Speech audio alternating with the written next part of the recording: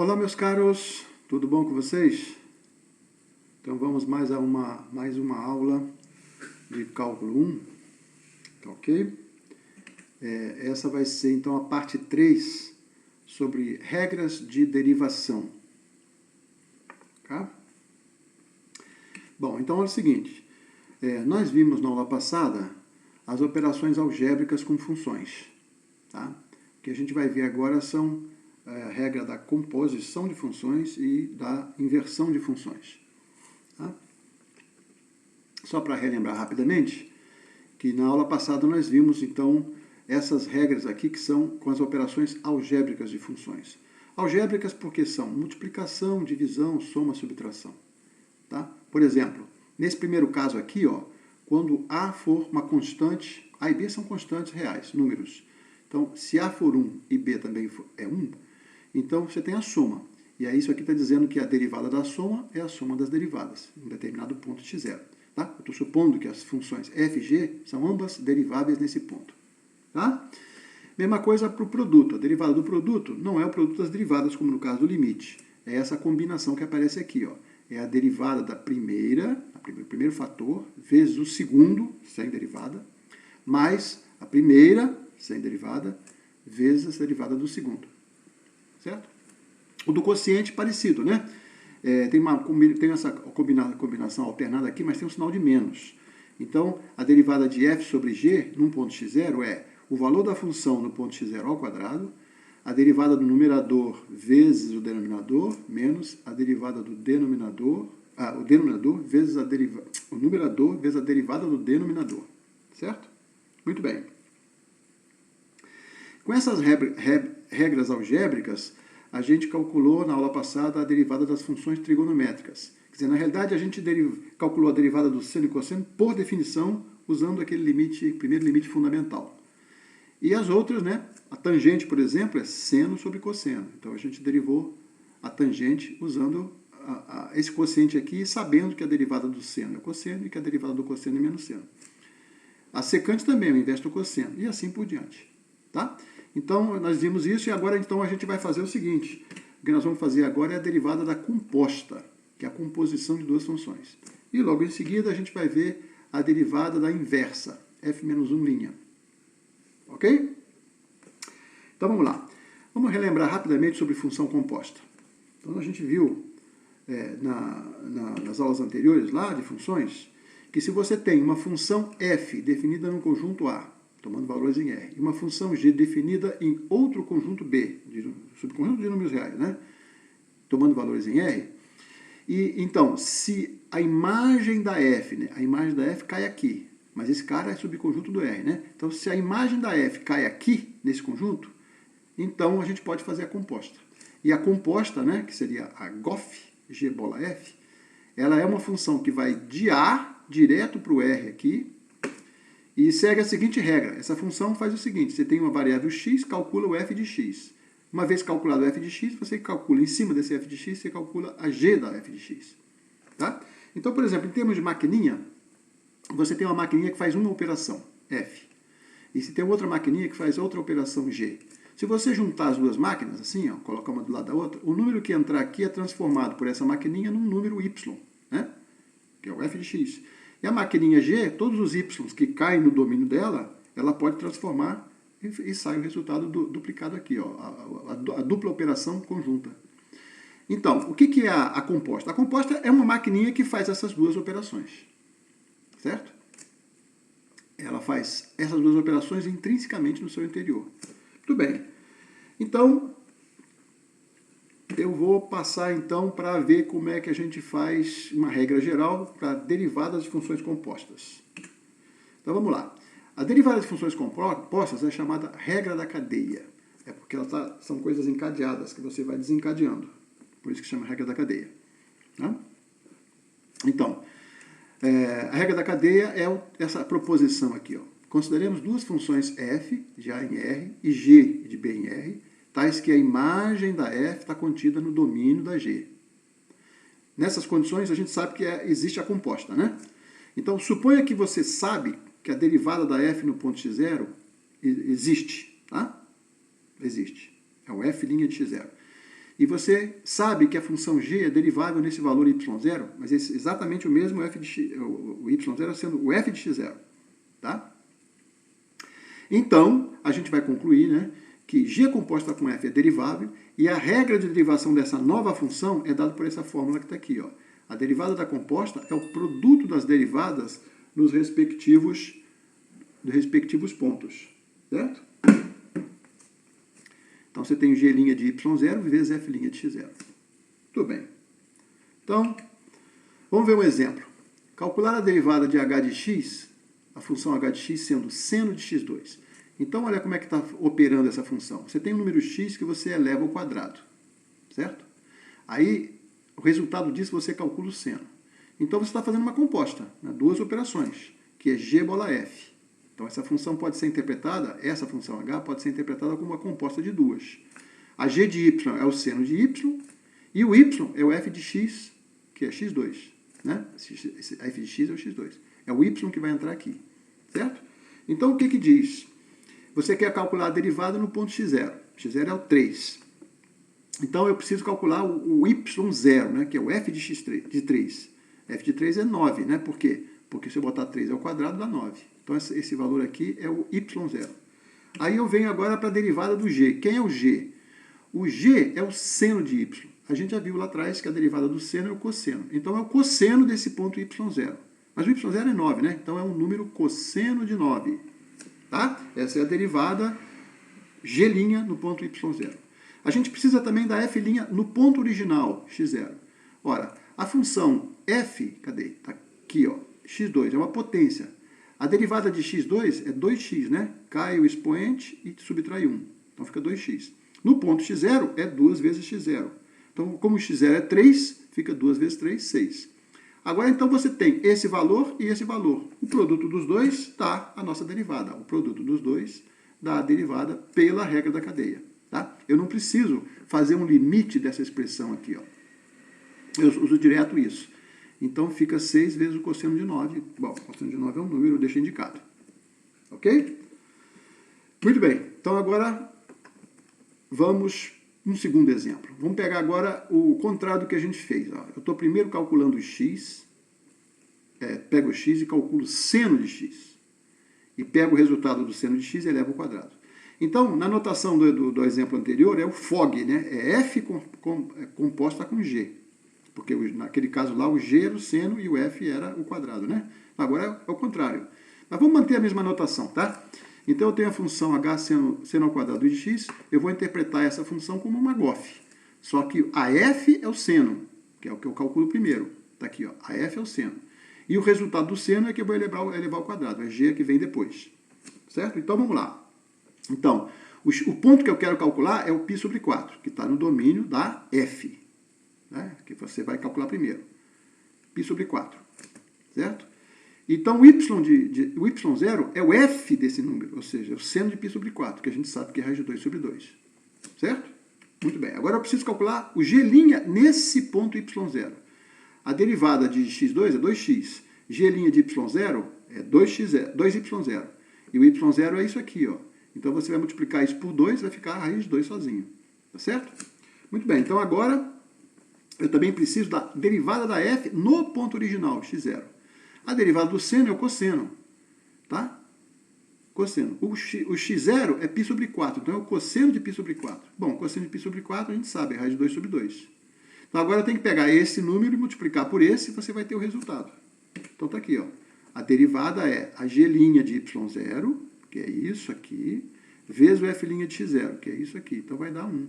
Então, a resposta, eu não preciso usar limite para calcular isso aqui. Eu posso usar a regra da cadeia. Tá claro? Então, a prova desse teorema é tão simples que a gente vai fazer aqui. Vamos denotar o y sendo f de x e o y0 sendo f de x0. Então, a derivada é o limite do h de x, esse é o nosso h, né? É o h de x menos o h de x0 dividido por x menos x0. Só que o h é g bola f, então é isso aqui, né? Então, eu vou fazer o seguinte truque. Eu vou multiplicar o numerador por y menos y0 e o denominador por y menos y0. Então, é 1, né? Porque é o mesmo número que eu estou multiplicando em cima e embaixo. Só que eu separo, né? Esse g daqui eu boto g de y. Tá aqui. E esse g aqui eu boto g de y0, que é esse cara aqui. Então ficou assim. O y menos y0 que apareceu multiplicando no denominador, que eu coloquei, eu vou botar ele aqui, tá? E esse que está aqui eu deixo separado com o y menos y0 aqui em cima. Então ficou essa expressão vezes essa expressão, tá? Muito bem. Agora eu quero calcular o limite desse número aqui, dessa fração, quando x tende para x0, porque essa é a definição da derivada da h, certo? Bom, então você tem o limite desse, essas duas coisas são iguais, então você tem o limite dessa expressão. Mas o limite do produto, esse por esse, é o produto dos limites. Então tem que calcular esse limite e esse limite. Ora, esse limite aqui a gente já sabe o que é. É a definição de derivada da f no ponto x0. E esse aqui? Bom, eu estou calculando o limite quando x tende para x0. Então eu tenho aqui um y. Como é que eu faço? Vamos lembrar o que a gente já viu lá atrás. Se uma função é derivável no ponto x0, então ela é contínua no ponto x0, lembra? Uma função é derivável, significa que a curva é lisinha e tem uma reta tangente que se confunde. Então ela não pode estar quebrada, ela não pode ser descontínua. Ela é contínua, tá? A gente provou isso direitinho lá na aula anterior. A gente sabe desse fato. F derivado em x0 implica F contínuo em x0. Ora, isso quer dizer o seguinte, que quando o x tende para x0, o f de x tende para f de x0, né? A definição de continuidade. Então, quando eu fizer o x tender para x0 nessa expressão aqui, eu posso olhar para o y tendendo para y0 nessa expressão aqui. Ora, e aí isso aqui é a definição da derivada de g no ponto y0. Tá? Então, o limite do produto é o produto dos limites. Esse aqui é a derivada no ponto y0 de g, está aqui. Esse aqui é o limite da f de 0. Então, a gente tem aqui a definição, a conclusão do teorema, a regra da cadeia. Tá? Vamos fazer mais um exemplo. Calcular a derivada de h de x, que é o seno do cosseno de x. Agora eu tenho composição de duas funções trigonométricas. Eu peguei o x, calculei o cosseno. O resultado disso é um número, eu calculo o seno. Tá? Então a minha função é h, é isso. Então eu posso interpretar como g bola f, né? Onde o g de y é o seno de y e o f de x é o cosseno de x. Então vamos lá. O ponto que eu quero calcular a derivada é o ponto π sobre 2. Certo? Então, o x0 é π sobre 2. O que é o y0? O y0 é o y0 é o f, né? É o f de π sobre 2. Ou seja, o cosseno de π sobre 2. Mas o cosseno de π sobre 2 é zero. Então, só que eu tenho zero. Muito bem. Agora eu vou para o g. O que é o g? O g é o seno. A derivada do seno é o cosseno. Então, está aqui, ó. A derivada do seno no ponto y, do seno no ponto y0 é o cosseno de y0. Mas o y0 a gente calculou, é zero. Então, o cosseno de zero é 1. Então, eu guardo esse número aqui que eu vou colocar lá na regra da cadeia. Mas preciso também da derivada da f. A f é o cosseno. A derivada do cosseno é menos seno. Então, a derivada do seno no ponto x0 do cosseno no ponto x0 é menos o seno no ponto x0. É menos o seno no ponto π sobre 2, que é menos 1. Tá? Então, pronto. Ó. Tem esse valor 1, tem esse valor menos 1, então a resposta é 1 vezes menos 1 vai dar menos 1. Tá claro? É simples, né? Então, a gente vai precisar, quando estiver trabalhando com funções complicadas nas aplicações, tem que olhar para a função e identificar quais são os fatores, né? Os fatores e os componentes de uma composição complicada. E esses componentes vão ser sempre essas funções básicas, né? Potências, trigonométricas, a gente vai ver depois os exponenciais, logaritmos. Então, a combinação dessas funções dá uma função complicada. E derivar é fácil, é só usar a regra da cadeia. Tá claro? Muito bem. A gente tem uma notação para derivada que a gente está usando, que é a linhazinha aqui, né? Ela, digamos, ela corresponde ao que o Newton fazia. O Newton botava um pontinho em cima, assim, né? Porque era a derivada no tempo. Isso evoluiu para, digamos, né? Evoluiu para uma linha. É simples. Agora tem a notação de Leibniz, né? Que diz que a derivada, se você diz que y é f de x, então a derivada da f no ponto x é dy de x. Está aqui, ó, dy de x. E se z é a variável g de y, né? Você pega um y, joga na maquininha, sai um z, um número, né? A derivada dessa variável em relação a y é dz dy. Essa notação ela é mais usual, né, para os físicos e para os físicos, engenheiros, etc., é porque ela é muito intuitiva. Por exemplo, se você quer derivar a GOF em relação a x, então você vai ter dz dx. Seria isso aqui, né? E pela regra da cadeia, o dz dx é dz dy, dy dx. É como se você estivesse cancelando esses dois aqui, ó. Só que isso não é número, né? dx, dy não é número, é só um símbolo. Mas funciona, porque quando você corta o numerador com o denominador, sobra o dz dx. Então está aqui, ó, o dz dx é o dz dy, dy dx. Mas tem que tomar cuidado, porque isso não é uma fração, é só simbólico. Isso é um número, a derivada num ponto.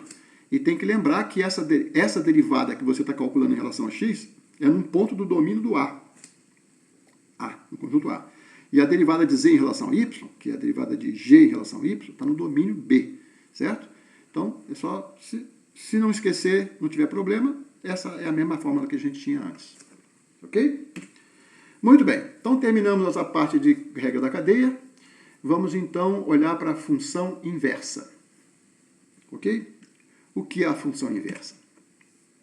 Bom, a gente já viu lá atrás, no iniciozinho, para quem está acompanhando as minhas aulas, que se você tem uma função f definida num conjunto A, tomando valores no B, B já sendo a própria imagem da f, então a gente disse que ela é sobrejetora, né? Todos os elementos daqui vêm de alguém de lá. E além disso, se ela é injetiva, né? Injetiva, ou seja, dois elementos distintos aqui levam em valores distintos lá. Então a gente diz que ela é bijetiva. E é fácil provar que toda função bijetiva tem uma inversa, que é vem daqui para cá, ela vai daqui para cá. Você pega um x e leva um y, a inversa pega esse y e volta para o mesmo x. Não tem ambiguidade, né? Porque dois elementos distintos aqui são sempre distintos aqui. Então não tem essa possibilidade de dois valores aqui serem levados para um valor para um valor daqui ser levado para dois valores distintos. O que não caracterizaria uma função, né? Um valor levando para duas imagens. Não pode, isso não é função. Então, ela sendo bijetiva, tudo bem. Existe função inversa. Tá? Não relação inversa, função inversa. E qual é a característica dessa função? A f-1 desmancha o que a f faz, e assim a f também desmancha o que f-1 faz. Então, por exemplo, você pegou um x e levou para o y. Aí esse y agora está aqui. Pega esse y e volta para compõe, né? Você pega um x e vai para o y, e daí você pega esse y e volta para o x, o mesmo x. Então é isso aqui, ó. f-1 composto com f é x. Agora, se você pegar a inversa, né? Você pega um y, ele vai levar no x. Aí você pega esse x e volta para o y. Então você está fazendo essa composta aqui, ó. Tá? Então, isso aqui essa função aqui é a identidade, a função identidade, aquela que não faz nada, não muda nada. É identidade em A, e essa altura aqui é identidade em B. Certo? Então, a composta não serve para nada, ela é inútil.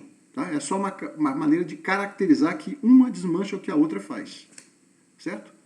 Mas a composta dessas duas funções não serve para nada, mas acontece que a f-1 serve para muita coisa, como a gente vai ter oportunidade de ver no decorrer do curso.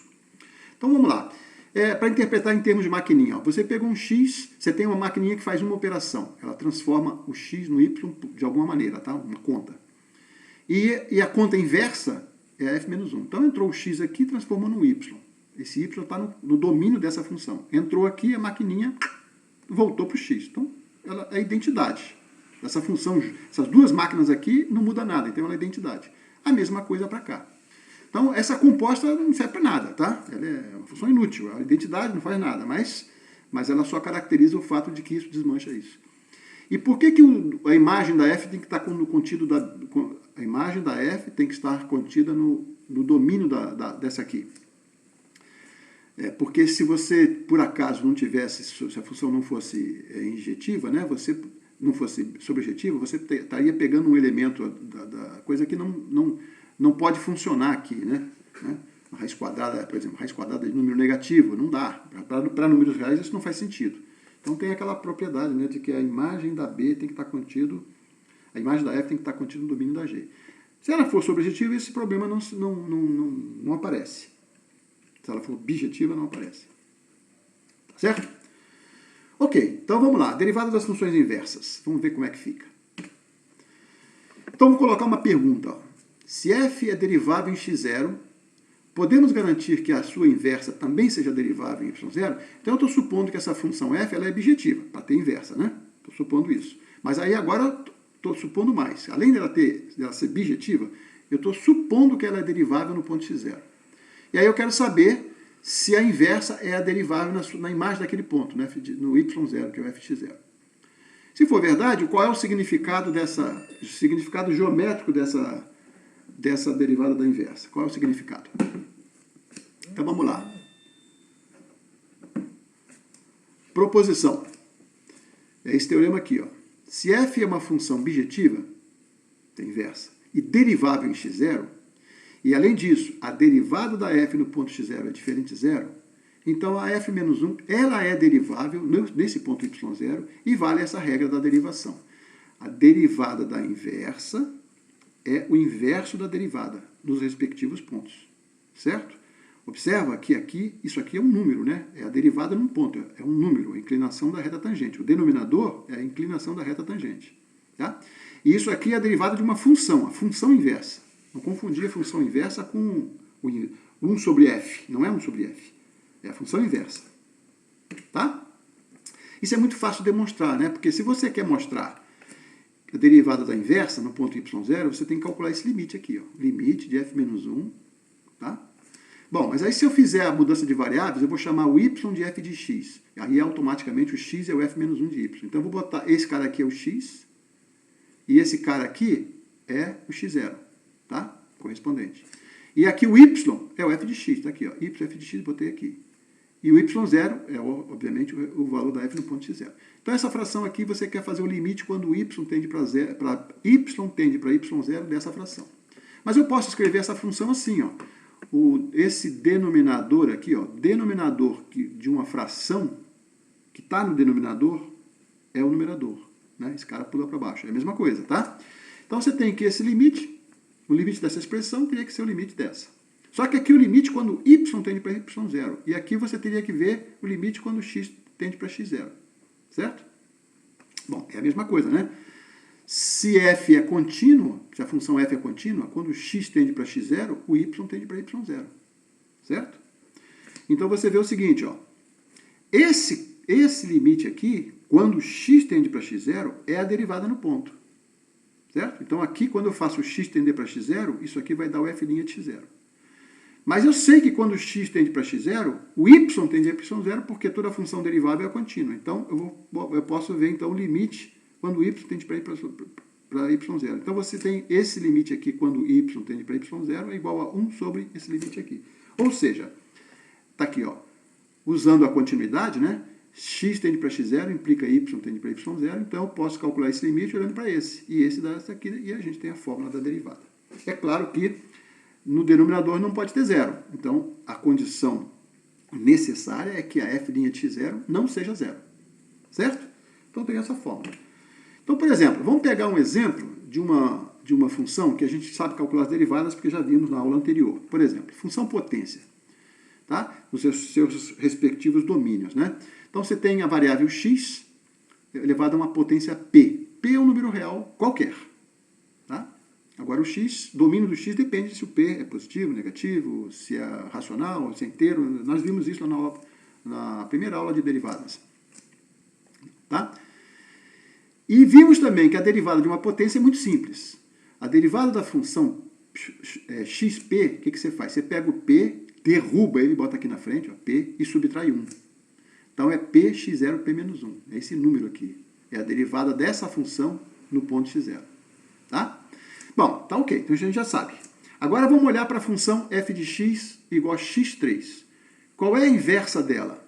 É a raiz cúbica, né? O que desmancha o que o cubo faz é a raiz cúbica, certo? Então eu tenho aqui x3, a f menos 1 no y é a raiz cúbica de y. Então tá aqui, ó. No ponto x0, o y0 é o f de x0, ou seja, x0 é o cubo. Então o x0 é raiz cúbica de y0, certo?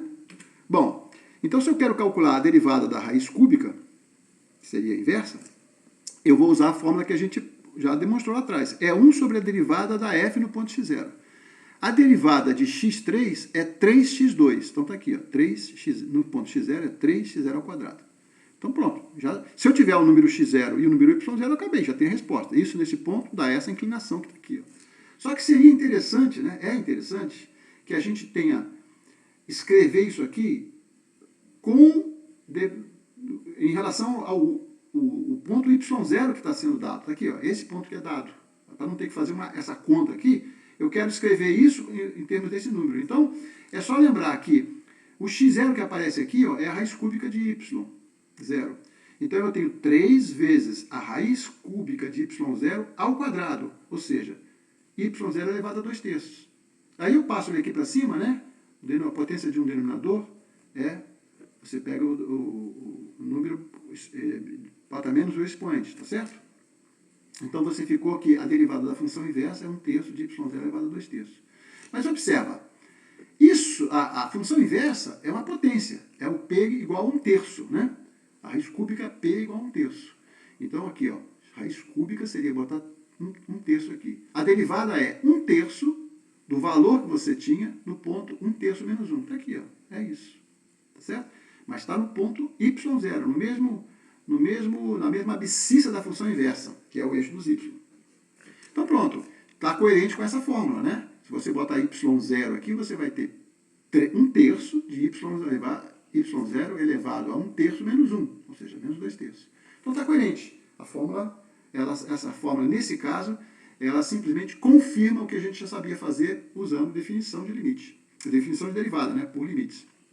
E aqui usando a regra da derivada inversa. Certo? Tudo bem. Então aqui não precisava ter usado, porque a gente já sabe, mas é só para justificar, né? Agora sim, agora a gente pode então olhar para a segunda pergunta que nós tínhamos feito. Se a função é derivável, qual é a interpretação geométrica? Então vamos lembrar o seguinte, nós já vimos lá nas aulas de revisão que o gráfico da inversa é obtido pelo gráfico da f por rotação e reflexão, né? Você tem um gráfico aqui no eixo x, você gira e depois reflete, tá? Essa operação não deforma o gráfico. Se você girar alguma coisa, ele não deformou, ele está a mesma coisa, só inclinado. E se você reflete também, tá? E, então a derivada dessa função aqui no ponto y0 é o coeficiente angular da mesma reta tangente no gráfico de f, mas medido em relação ao eixo y, a variável y. Tá certo? Então, vamos interpretar isso geometricamente. Ó. Aqui está a função f. Tá? E eu tenho um ponto aqui. Vou pegar essa droga aqui que está demais. Pô, que saco.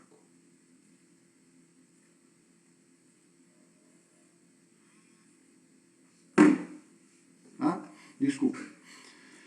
Você tem aqui o ponto x0 e o ponto y0, tá? Então, nesse ponto aqui, eu tenho a derivada da função f. A derivada da função f é a inclinação da reta tangente. Então, está aqui, ó. É a inclinação em relação ao eixo horizontal, sempre. Né? Então, a tangente desse ângulo é a derivada da f no ponto x0. Agora, o que é a inversa? A inversa é quando você olha a variável independente nesse eixo. Que normalmente a gente bota na horizontal, né? Mas vamos deixar como está aqui. Ó. Então a função pega um ponto x e leva no ponto y, né? Aqui no ponto y dessa reta. É o y, é o f de x. A inversa pega esse y aqui e volta para o x, não é isso? Então, a derivada da inversa, nesse ponto y0 aqui, ó, é o coeficiente angular dessa reta tangente, é a mesma reta, não mudou nada, continua sendo tangente, ela está se confundindo aqui, ó, a reta se confunde com o gráfico da função. Mas vou medir em relação a paralela ao eixo y, então é esse ângulo que está aqui, ó. Tá? Então a derivada da inversa é a tangente desse ângulo. Então a derivada da f é a tangente do θ em relação a x, e a derivada da f da inversa é a tangente do ângulo delta do complementar aqui, tá certo? Então olha só. A gente sabe que a soma desses dois ângulos dá 90 graus, tá aqui a figurinha. Certo? Aqui são perpendiculares. A derivada da função inversa é a tangente desse ângulo. Tá aqui. Ora, a tangente do ângulo complementar é a cotangente do ângulo original. Então, a tangente desse ângulo aqui é a cotangente desse ângulo. Certo? Mas a cotangente é o inverso da tangente. Então, está 1 sobre a tangente. Então, pronto. Está aqui a interpretação geométrica da derivada. A derivada, coeficiente angular, né? A derivada da função f menos 1 no ponto y0, em relação ao eixo y, é o inverso, né? 1 sobre a derivada da função f, você tem a f menos 1 e a f. Isso aqui é o coeficiente angular da reta menos 1. Isso aqui é o coeficiente angular da função f. O inverso, que é a fórmula que a gente já tinha, né? Essa fórmula aqui, ó. Aqui o coeficiente angular em relação ao y, 1 sobre o coeficiente angular em relação a x, que é exatamente o que nós vimos aqui. Tá? Está aqui. Muito bem. Então agora vamos fazer o seguinte. Vamos aproveitar agora que a gente tem essas regras para calcular as derivadas das funções trigonométricas inversas. Então vamos lá. A função seno. Bom, a função seno não é objetiva, nem subjetiva, nem nada, né? Ela é aquela ondinha que faz assim, tá? Para cá e para cá. Mas se a gente restringir ao intervalo menos π sobre 2, a gente diz que essa aqui é a parte principal do seno, ela é bijetora, né? O domínio agora está sendo esse intervalo e a imagem, que eu estou chamando de contradomínio, é esse intervalo. Então ela é bijetiva, tá? Ela é sobrejetiva e ela é injetiva. Então a inversa dela, eu vou trocar o y pelo x e vou girar esse ângulo de 90 graus para cá e depois vou refletir para cá. Então está aqui, ó. Esse é o gráfico da função arco-seno. Arco cujo seno vale alguma coisa, tá? Aqui você pegou, digamos, um ângulo e levou no número. Aqui você vai pegar esse número e quer calcular o ângulo, ou o arco, né? Por isso que chama arco. Então, em radianos, né, o ângulo está relacionado com o arco da circunferência unitária. Então, arco-seno. Certo? Então, essa função. O que a gente tem? Então, se eu quiser calcular a derivada do seno, do arco-seno, num ponto y0, pela fórmula vai ficar assim, ó, a derivada da função, olha a linha aqui, ó, a derivada do arco-seno no ponto y0 é 1 sobre a derivada do seno no ponto x0 correspondente. O y0 e o x0 estão relacionados, né, na figura. Só que a derivada do seno a gente sabe que é o cosseno. Então pronto, tá aqui, se você quiser, se você tiver os números, é esse número que interessa. Dado o y0 e dado o x0, você calcula esses dois valores. Mas, de novo, seria interessante escrever essa fórmula na variável que aparece aqui. Ou seja, esquece que tem o eixo x. Vai direto para o eixo y e trabalhar com o eixo y. Tá? Então, o cosseno é a raiz quadrada de 1 menos seno. Quer dizer, na realidade, aquela fórmula, identidade trigonométrica fundamental, é cosseno ao quadrado mais seno ao quadrado igual a 1. Então eu passo seno ao quadrado para o lado de lá, né? Ficou cosseno ao quadrado igual a 1 menos seno ao quadrado. E extrai a raiz. Quando extrai a raiz, você teria dois valores possíveis, o positivo e o negativo. Mas nesse intervalo aqui, ó, o cosseno é sempre positivo. Então é a raiz, é a parte positiva dessa raiz, né? Quando você extrai a raiz, aqui tem um módulo, não é isso? O módulo é isso. Mas agora, como você está nesse intervalo, o cosseno de x0 é positivo, então eu não preciso botar o módulo. Então fica 1 menos seno. Só que o seno é o y0, que a gente chamou a derivada é o cosseno, mas o seno é o y0. Então fica 1 menos y0 ao quadrado. Então, eu jogo esse valor aqui e eu tenho essa fórmula. Tá? Então, a derivada do arco-seno num ponto y é 1 sobre raiz quadrada de 1 menos y ao quadrado. 1 sobre raiz quadrada de 1 menos y ao quadrado. Então, é uma fórmula, tá? Para qualquer valor de y0. Eu não preciso me preocupar em achar o x0, nesse caso. Só direto nessa fórmula. A gente pode fazer a mesma coisa para a tangente. A tangente, a parte principal da tangente, é o pedaço do gráfico que fica nesse intervalo de menos π sobre 2 a π sobre 2.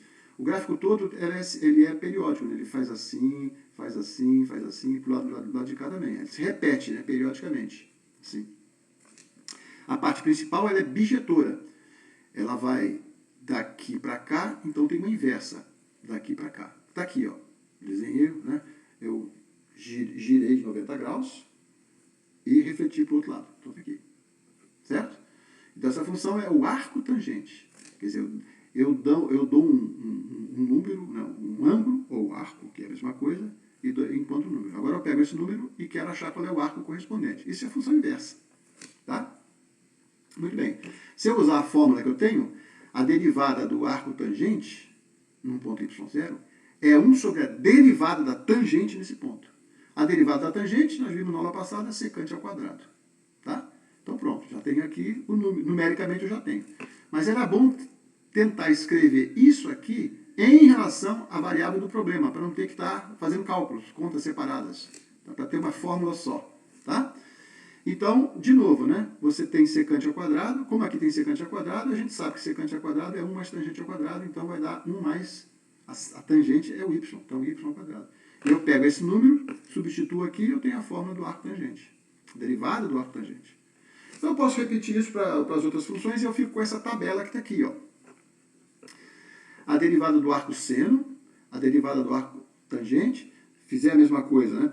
Escolhendo a parte principal da secante, você tem o arco secante, que tem isso aqui, e as suas companheiras. O seno, a companheira do seno é o cosseno. A companheira da tangente é a cotangente. A companheira da secante é a cossecante. E os seus correspondentes arcos, né? Das inversas. Então está aqui as fórmulas, fazendo esse mesmo processo para todas elas. E essas fórmulas é bom saber de cor, para não ter que sempre ter que estar fazendo essa conta que a gente acabou de fazer anteriormente. Então você tem uma tabela agora das funções, né? Com o que a gente viu. Potências, todas as trigonométricas e todas as inversas das trigonométricas. Isso a gente tem que saber de cor, né? Para não ter que ficar calculando o limite ou usando regra da cadeia para essas funções. Se tiver uma função complicada, arco seno de vezes, arco seno aplicado em raiz quadrada de x, aí você tem a composição, vamos usar a regra da cadeia. Então os exercícios vão dar, digamos, a prática que a gente precisa para não ficar perdendo tempo para calcular essas coisas, tá? Mas isso tem que saber de cor. Tá certo? Então nós vamos ficar por aqui hoje. Essa é a aula, parte 3. Terminamos então essa parte e eu vou ficar por aqui, tá? Não deixem de revisar as aulas anteriores, o material anterior. Qualquer dúvida vocês podem me escrever. Um abraço a todos.